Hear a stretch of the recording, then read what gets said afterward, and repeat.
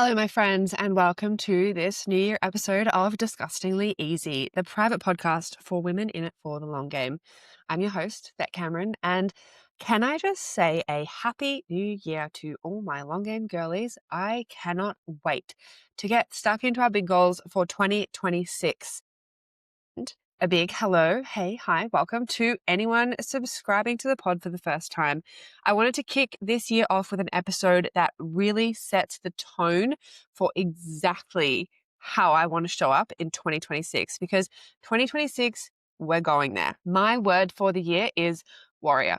2026 is the year of warrior energy, not the masculine fight to survive type archetype, but the feminine, grounded, boundaries first matriarchal warrior who refuses to abandon herself, rises when it's hard, rests strategically, loves other women fiercely. She is someone who chooses discomfort consciously, leads with integrity, holds impeccable boundaries, becomes the center of her own life, is willing to be disliked, and is deeply resourced and self-respecting. And I want to say, this first episode of 2026 is going to make you fucking uncomfortable. And if you notice yourself getting defensive, that's actually part of the point, because I'm not here to placate, I am here to disrupt. But I digress. Today we're on the topic of thinness, because as a coach who focuses on wellness, sustainability, functional fitness, and health, I know that thinness is an aesthetic. It's not a marker of health. And I feel like it should go without saying, but I'm going to say it anyway. Being thin isn't wrong. Thin bodies are not wrong. Fat bodies are not wrong.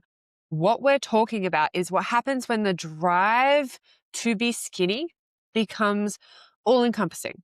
When the pursuit of smaller bypasses real metrics of health like energy, strength, hormones, bone density, that is when we have a problem.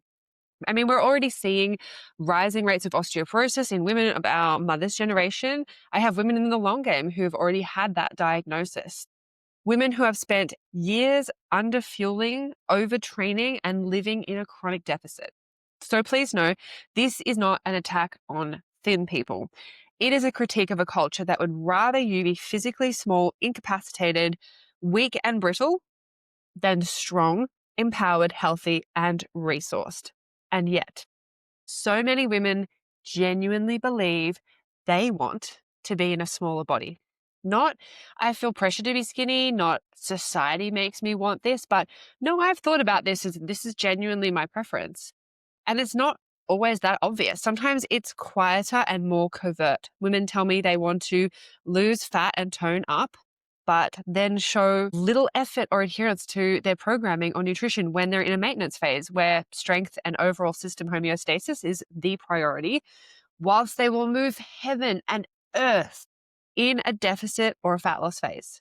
They might resist weight training for fear of bulking, but proudly tell me they did extra cardio, they burned X amount of calories, or they did 15,000 steps that day. And it's in that genuine desire, that seemingly innate drive for a smaller body, that I want to start this conversation.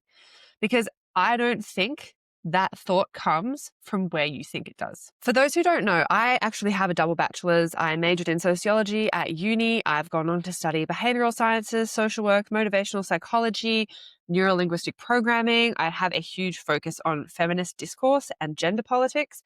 And beyond that, I've spent nearly a decade coaching women. And of course, before that, working as a social worker and as a neurodivergent woman. The why behind everything has always captivated me. It's never, that's just how it is. I can't accept people just have preferences. I want to know why that choice, why that action, why is this what she wants, and why now? And to be clear, I'm not rejecting body comp goals altogether. We know that certain levels of visceral fat aren't healthy, and we know that body fat percentages can matter. Muscle is queen. What we're talking about is the prioritization of thinness above all else. When the smaller body becomes the main source of motivation, of worth, of success. Because when I look around at what's happening culturally right now, on TikTok, they've banned hashtag skinny talk. However, the workarounds are quite obvious.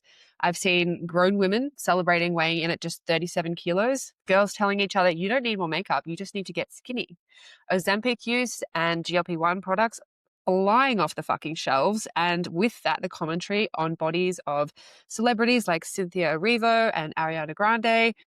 Coincidentally, the trad wife aesthetic making a comeback and women celebrating things like Pilates arms, which, to be honest, as a functional fitness professional, is just a skinny arm with little muscle being marketed as health or strength.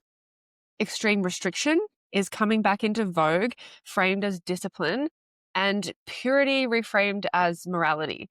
And you might be thinking, I don't see this on my feed. And if you don't, that's great. But young women see this on their feed. And you saw this in magazines as a young woman. You overheard mothers or aunties talking about Weight Watchers. And we were all part of that cultural conversation around women like Britney Spears, Jessica Simpson, Christina Aguilera, and their bodies.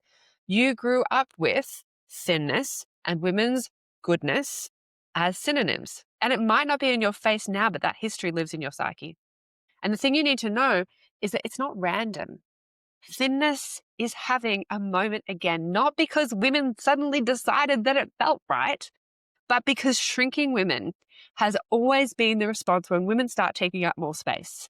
And to explain that properly, I need to bring this back to my own story because I didn't escape this. This is a huge part of my origin story and the reason why I will be like a bitch with a bone about this, because from 2004 to 2010, my late teens and early 20s, I was deep in it. I was on Tumblr typing Thinspiration into the search bar. I believed Kate Moss when she said nothing tastes as good as skinny feels. I was in the Anna and the Mia forums. I cleaned my teeth instead of eating. I spent money so I couldn't buy food.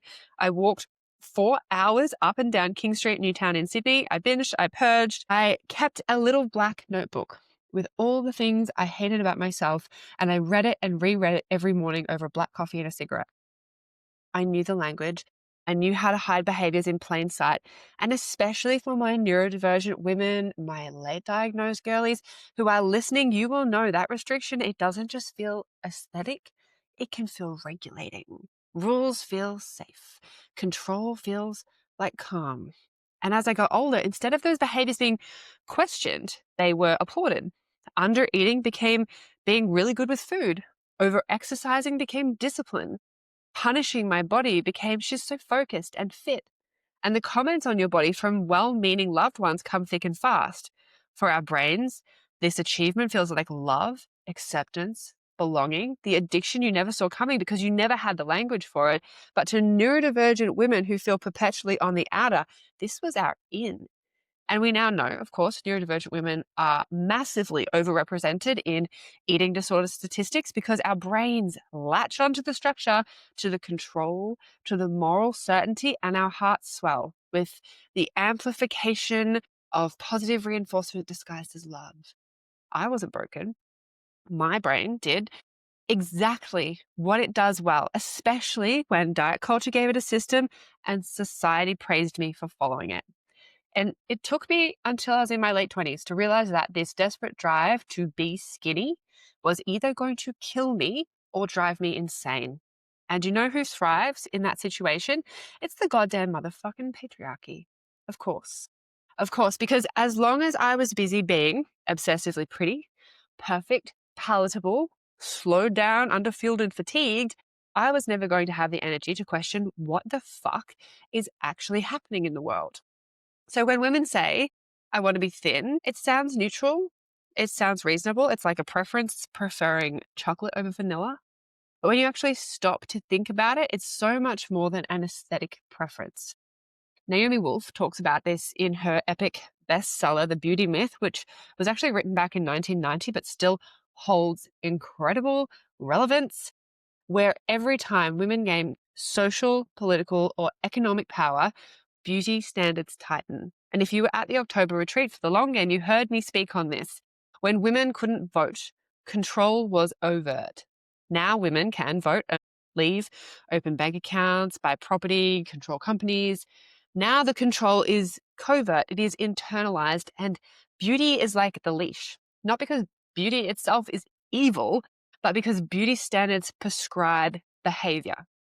They keep women busy, hungry, tired, self-monitoring, competing instead of organizing.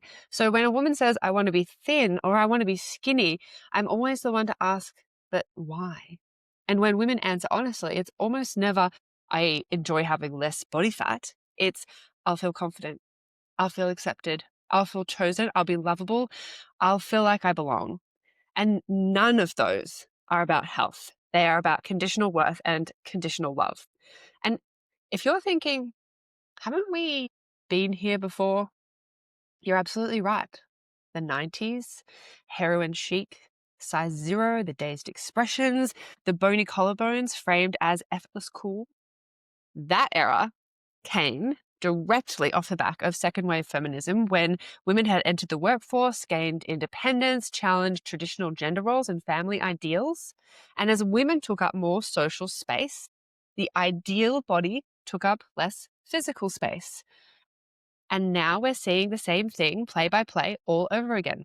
Another wave of feminist progress.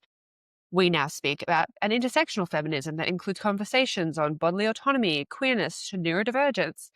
And right on cue, thinness is back, alongside the resurgence of racist rhetoric, a rise in the overt presence of like neo-Nazi, hypermasculine alt-right groups, family values used as code for restricting bodily autonomy amidst the fall of Roe v. Wade. This is well documented, studied, evidence-based. The far right has always cared deeply about bodies, who controls them, who disciplines them, and who is allowed to take up space. What's new is how quietly and how masterfully it's being delivered through aesthetics, through familiarity, through technology, through algorithms. And we are like the frog in the hot water, unconsciously scrolling away our rights. We don't notice the temperature rising until the conditioning has already done its job. Not because you're weak, not because you're gullible, but because these systems are designed to meet you exactly where you are and then gently guide you somewhere you would never actively choose. And if that wasn't enough, the next part, I really want to slow things down for you. If you're an ADHD girly listening to this on 2x speed, I challenge you to bring it back to 1. Absorb the information, because this is something that either gets glossed over or completely ignored. And honestly, it's where people start to feel really fucking uncomfortable, but it matters. Because if we want to understand why thinness holds the power that it does, why it feels so personal, so internal, so innate, we have to look at where that idea actually came from. And it didn't start on Instagram. It didn't start in magazines in the 90s. It goes much further back. And why am I telling you this? Because when you tell me that I just want to be skinny, I need you to understand that this is the history sitting underneath that preference. So in my research for this pod episode, I came across the work of award-winning sociologist Sabrina Strings, author of Fearing the Black Body, whose scholarship maps the historical roots of fatphobia. Her research makes it impossible to ignore how modern beauty standards were shaped by systems designed to elevate whiteness and thinness while devaluing everybody who fell outside of those boundaries. But what really stood out to me was work published in the American Medical Association Journal of Ethics, which outlines even our modern health metrics. Things like the fucking BMI was shaped by eugenics and white embodiment ideals rather than neutral science. In other words, the system that designed what a good body looks like were even built around whiteness and thinness from the start. And what Sabrina Strings and contemporary researchers point to, especially for women, is how trying to achieve the perfect body is not only unattainable, but often traumatic, and it never ends, especially when the standards depict race or ideology that only a certain cohort can fit into. What they found was this: thinness didn't become desirable by accident. It became associated with moral superiority, self-control, discipline, and the idea of civility. Fatness, on the other hand, was heavily associated with blackness, or at the very least, not whiteness. Excess, lack of restraint, inferiority. These ideas weren't neutral. They weren't aesthetic preferences. They were used to justify hierarchy, domination, and violence. They helped construct a story whereby white bodies were framed as controlled and superior, while black bodies and non-white bodies were framed as unruly, excessive, and in need of control.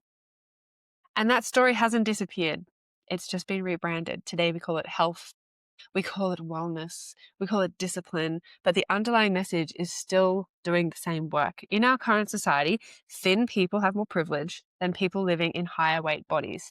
This isn't radical. We know this to be true. You see it in healthcare, employment, dating, you see it in the media. And I'm in no way accusing you of consciously thinking I want to be thin because I value whiteness. That's not how implicit bias works. But the messaging is still doing the same job. The ideal body is still slim. Beauty standards still closely follow historical white Eurocentric body norms. And the desire for a smaller waist, a flatter stomach, less visible flesh, all of that exists inside a culture that has long equated thinness with goodness and superiority. So when we participate in diet culture, even when it's directed inwards, even when it's self-criticism, we are not just responding to personal insecurity. We are participating in a system that holds up thin privilege and, whether or not we intend to, white supremacy. And I want to be really clear. This does not make you a bad person. It does not mean you woke up one day and chose racism. It means that this desire did not originate inside of you, which is exactly what I've been pointing to this whole entire time. It's inherited, conditioned, passed down, normalized, which is why rejecting diet culture isn't just a personal choice. It's not just about health. It's a political one, and it will always be so. And part of that political stance is acknowledging who gets erased when thinness is the gold standard. Queer bodies, trans bodies, differently able bodies are told in 1,000 explicit and implicit ways that their bodies are wrong, excessive, or in need of correction. Rejecting diet culture is also rejecting that erasure. Celebrating bodies of all sizes, questioning the automatic assumption between thinness and health, or simply shifting the focus from what your body looks like to what it can do. These are acts of resistance. They interrupt a story that has told women of every demographic that their worth depends on how small, controlled, and palatable they can make themselves, how acceptable they are, how much space they're allowed to take up. And once you see that, it becomes very hard to unsee, because when you zoom out and see how thin privilege and white supremacy shape what we're taught to want, thinness stops looking like a personal goal and starts looking like a tool of oppression, which is why I want to end things where we began. This is not about saying that thinness is wrong. It never has been. It's okay to want to change your body. It's okay to want your body to be different, to look different, or feel different. What is a problem is when that drive for thinness becomes all-consuming, when it overrides real health markers, thinness at the expense of strength, at the expense of energy, at the expense of hormone health or quality of life. Because what we're seeing clinically, culturally, is that years of underfueling and overtraining don't just make women smaller, they make us weak, turn us into a health statistic, lead us to experience a whole host of other consequences, leave us overly reliant on those around us, and lowers our quality of life as we age. We are seeing rising rates of osteoporosis in women far younger than we should be. And it is up to you to remember that a body that is underfueled is not a healthy body. A skinny body is not automatically a healthy body. A nervous system stuck in survival mode is not a high-functioning one. And my friend, I need you to move against these forces intentionally. That means we train for strength, for self-respect, for our enduring capacity to set an example, to set a standard, to be the new standard. We ask ourselves different questions like, can I carry my kids when they need me to? Do I recover well from stress? Can I think clearly? Do I feel grounded in my body? How's my sleep? And here's the kicker, right? The ultimate paradox, the thing that you can't know until you start to see it for yourself, you experience it. When you do this, when you stop chasing thinness and start building strength, you will actually begin to like what you see. Not because you're smaller, but because you're solid. You're good with you. You're capable. You're resourced. Shrinking never made me feel anywhere near as safe as strength does. And that strength is not just a physical application, it is psychological, it is emotional, it is political. It is my refusal to let my beautiful body be the battleground for systems that benefit from me being tired, hungry, small. So if you're listening to this and you feel unsettled, good. It means something is shifting. If your head is full of questions, I love that for us. You were never meant to be so small. You were never meant to disappear. You're meant to take up space with strength, with sovereignty, with a body that can carry you through life, a body that can enjoy this life. Because the world does not need smaller women. It needs stronger women. Women who are awake to the systems at play, women who are well fed, well resourced, energized, and anchored in their convictions, women who can stand tall, speak up, refuse to shrink, not just for themselves, but for the generations of women that follow, for your sisters, your nieces, for your daughters. This is the work. This is the rebellion. This is the invitation. And this is what it means to be in it for the long game. Now, if you love this episode, take a screenshot, grab a quote, share your favorite parts on your Instagram stories and tag me so we can keep the conversation going. I absolutely love seeing what lands for you. And if you're in the long game, bring this to the forum. Let's unpack it. Let's talk about where these beliefs live in your body. Let's talk about how we start dismantling them together. And if you're not in the long game and you're sitting here nodding along thinking, holy shit, my mind is blown, but you still haven't taken the steps to bring these ideas to life, babe, what are you waiting for? Message me on Insta, send me the word ready, and let's get you started. This is too important to postpone for yet another year. The work is there. It is ready when you are. And remember, when nothing is certain, anything is possible. You've got this, and I've got you.